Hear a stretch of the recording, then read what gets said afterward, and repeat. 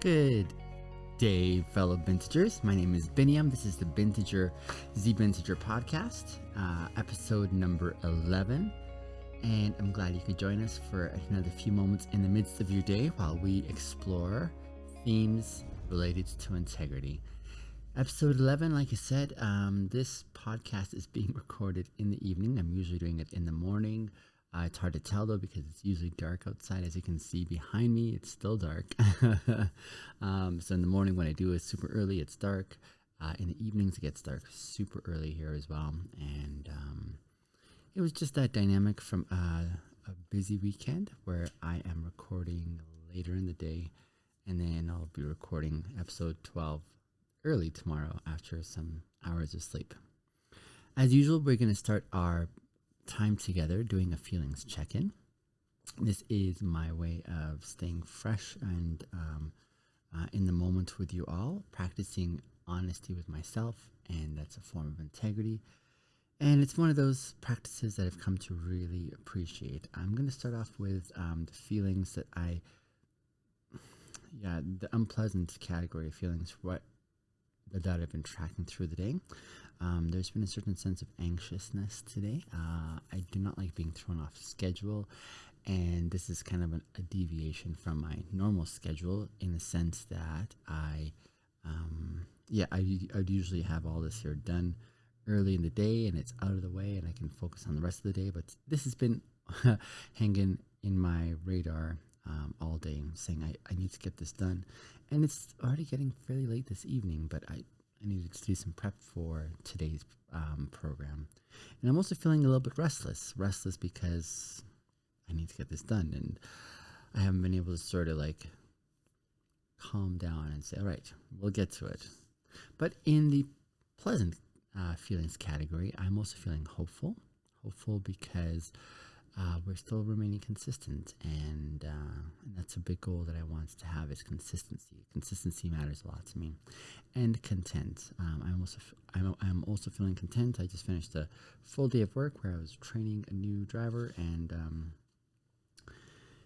my time with him was wonderful. I was able to iterate some of the expectations we have from the company that we work for, and he was able to pull off some of those goals that I'd set for him to accomplish today. So that was a nice feeling, and so I'm feeling hopeful about that as well as content because it was just one of those days that was good. I also want to review some of these words that describe our feelings so that you guys can have some more that you can tuck away into your mind for reference later in helping you specifically assess what you're feeling in the moment. So I hope this is also helpful for you. Let's start off with the unpleasant emotions category. Here's 5 more words to consider and tuck away. Apprehensive, hesitant, confused, surprised, and self-protective. Once again, those are apprehensive, hesitant, confused, surprised, and self-protective. And then in the pleasant emotions category, here are 5 more words to listen through and mull over. Peaceful, relaxed, serene, intrigued, and alive. Once again, peaceful, relaxed, serene, intrigued, and alive. May those serve you well. All right, so moving on to our topic of today as we continue our exploration. This one here, I had to spend some time sort of digging into throughout the day today when I had a few moments here and there. It's an interesting follow-up from our conversation from yesterday's episode. Yesterday's episode, we were contrasting what the difference is between our values, our principles, and our beliefs. And I was arguing for the perspective that there's a flow in those 3. They're not the same thing, but there's a flow. And I gave an analogy of how like bird's eye view, like way up here in the sky, if we're flying, and you can see so much. This is where our values are. Values are sort of like all-encompassing ideas. So let's take honesty, for example.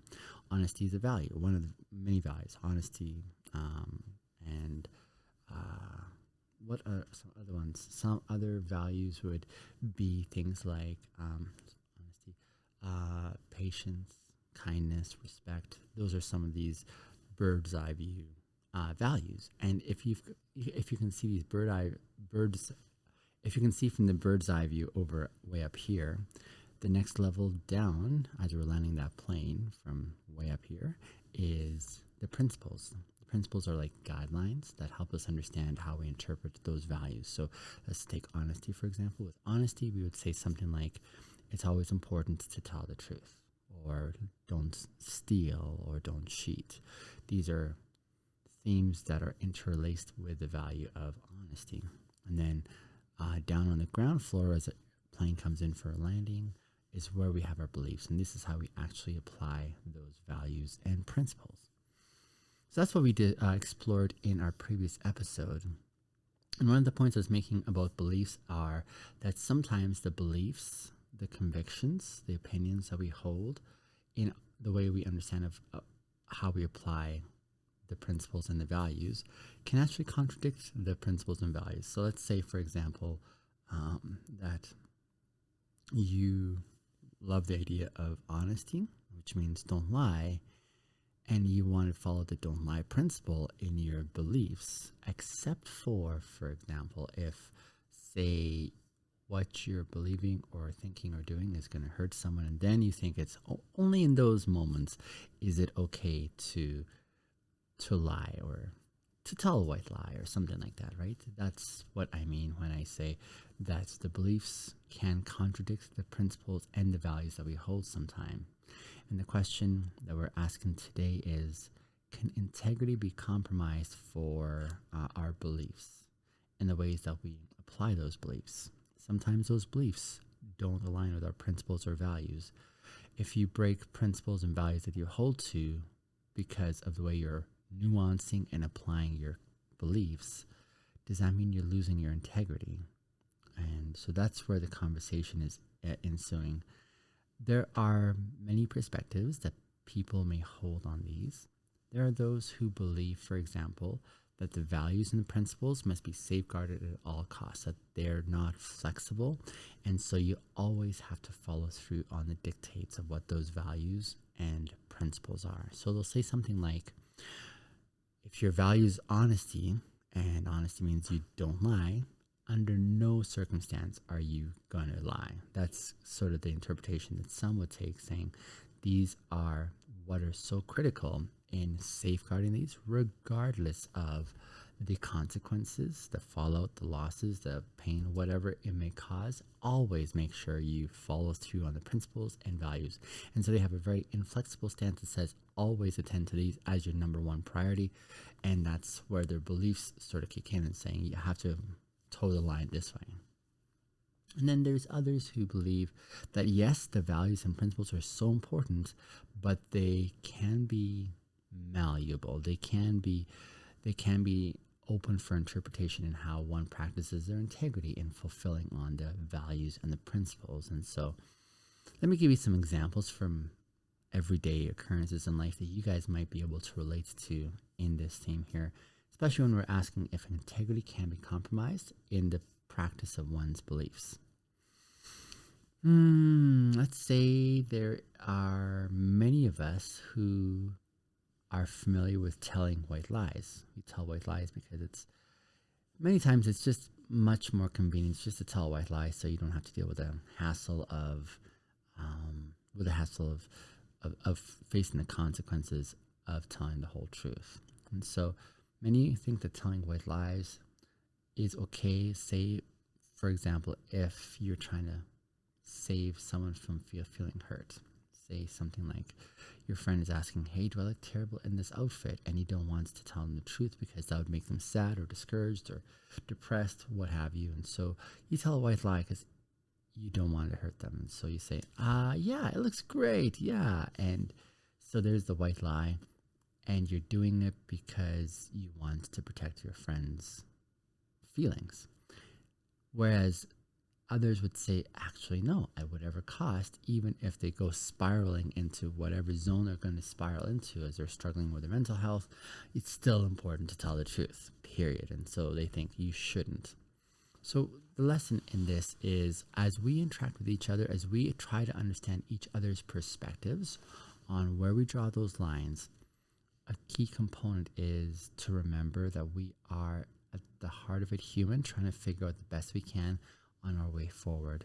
And a part of this entails with humility that we don't see everything as we we don't have the option of seeing like 360 vision. Like we're only doing what we can from our very limited perspective.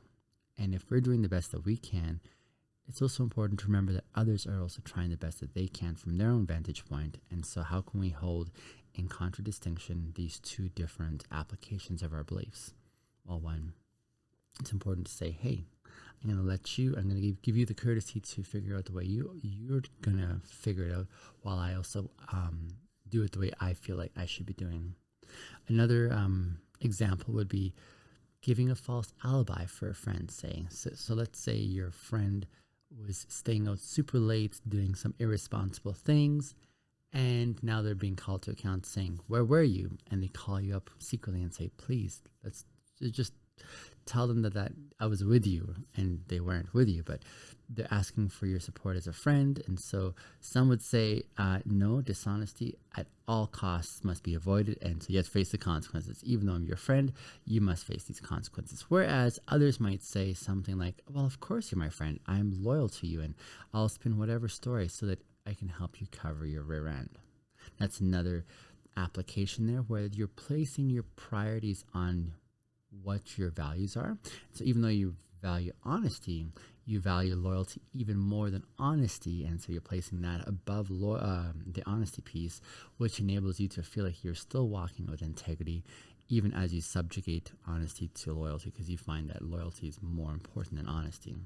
Again, it's really important to understand different ways that people approach this conversation, and to be able to understand and appreciate what makes sense for them and how they're sort of putting that into their grid that they're working from. The important part in all this is, of course, to be consistent in the way one is doing this. And then a couple of others would be, imagine that you were driving a friend to the hospital for an emergency, and you decide to just blow every red light and just speed way over the speed limit because you just need to get your friend there. Some would say rules and laws are supposed to be kept no matter what the cost is, and so that's what you have to do. And you have to drive the speed limit and stop at every red stoplight. Whereas others would be saying things like, screw that, as long as I'm being careful, I need to get my friend there, and I'm going to break a few rules along the way so that I can make it there and be in service to their friend. So again, there's another example there, right? Let me give you one final example. Let's say there is an employee at a company, and they become a whistleblower because the practices that this company does are unethical, they are untruthful, and they aren't in the public's general good or interest. So the whistleblower, some would say, well, what would some say? So some would say something like the whistleblower shouldn't be breaking, their NDAs perhaps, if that's what's involved, or they shouldn't be doing the whistleblowing because when they do so, then other people will lose their jobs, for example, or their benefits. Whereas others would say something like, you should always tell the truth. And so, hell yes, they have to tell the truth, even though the cost will be many losing their jobs and not having an income anymore. So these are some of those complicating factors as one tries to figure out how their beliefs support and align with their principles and values. Because all this plays out practically, doesn't it? The biggest thing in all this, I would say, is let's remember to be patient with each other. One of the things I encourage the guys I work with is let's outdo each other in showing patience. Hope this has been insightful in some way. I look forward to seeing you guys in the 12th episode in just a few hours. Thanks for joining in. Bye.